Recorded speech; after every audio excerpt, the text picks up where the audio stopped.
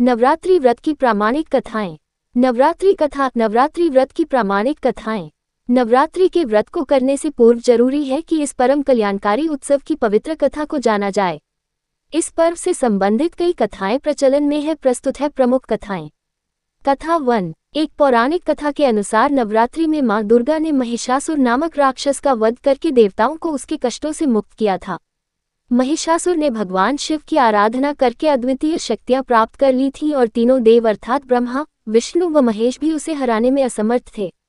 महिषासुर राक्षस के आतंक से सभी देवता भयभीत थे। उस समय सभी देवताओं ने अपनी अपनी शक्तियों को मिलाकर दुर्गा को अवतरित किया।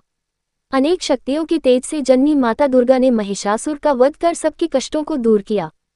कथा 2। एक नगर में एक ब्राह्मण रहता था। वह मां भगवती दुर्गा का परम भक्त था। उसकी एक कन्या थी। ब्राह्मण नियम पूर्वक प्रतिदिन दुर्गा की पूजा और यज्ञ किया करता था।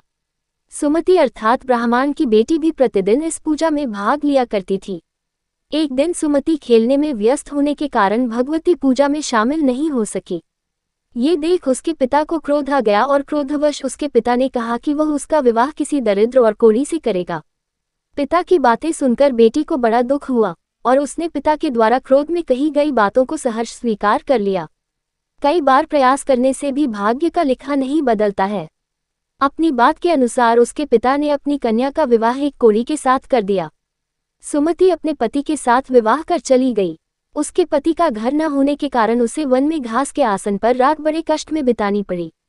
गरीब कन्या की ये दशा देखकर माता भगवती उसके द्वारा पिछले जन्म में की गई उसके पुण्य प्रभाव से प्रकट हुई और सुमति से बोली, हे कन्या, मैं तुम पर प्रसन्न हूँ। मैं तुम्हें कुछ देना चाहती हूँ, मांगो क्या मांगती हूँ।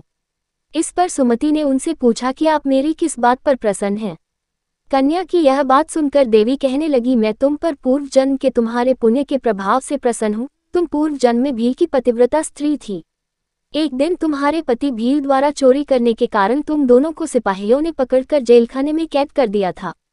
उन लोगों ने तुम्हें और तुम्हारे पति को भोजन भी नहीं दिया था। इस प्रकार नवरात्र के दिनों में तुमने न तो कुछ खाया और न ही जल पिया, इसलिए 9 दिन तक नवरात्र व्रत का फल तुम्हें प्राप्त हुआ। हे ब्राह्मणी, उन दिनों अनजाने में जो व्रत हुआ, उस व्रत के प्रभाव से प्रसन्न होकर आज मैं तुम्हें मनोवांछित वरदान दे रही हूँ। कन्या बोली कि अगर आप मुझ पर प्रसन्न हैं तो कृपा करके मेरे पति का कोढ़ दूर कर दीजिए। माता ने कन्या की यह इच्छा शीघ्र पूरी कर दी। उसके पति का शरीर माता भगवती की कृपा से रोगहीन हो गया।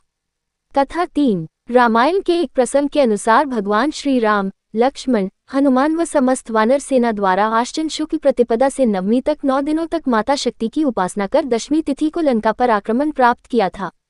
इस तरह नवरात्रों में माता दुर्गा की पूजा करने की प्रथा के पीछे कई कथाएं प्रचलित हैं, जिसके बाद से ही नवरात्रि का पर्व आरंभ हुआ और माता दुर्गा की पूजा होने लगी।